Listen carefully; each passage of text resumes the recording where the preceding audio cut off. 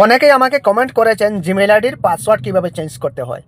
তো আমরা দেরি না করে মূল ভিডিও চলে যাই কীভাবে পাসওয়ার্ডটা চেঞ্জ করতে হয়। একদম ক্লিয়ার, কোনো ধরনের আপনার পুরানা পাসওয়ার্ড লাগবে না, কোনো ধরনের আপনার কিচ্ছু করতে হবে না। শুধুমাত্র আমার ট্রিক্সটা আপনি ফলো করেন 100%, 1 মিনিটের ভিতর কাজটা করে নিতে পারবেন। কীভাবে কাজটা করতে হয় চলুন দেখিয়ে দিচ্ছি।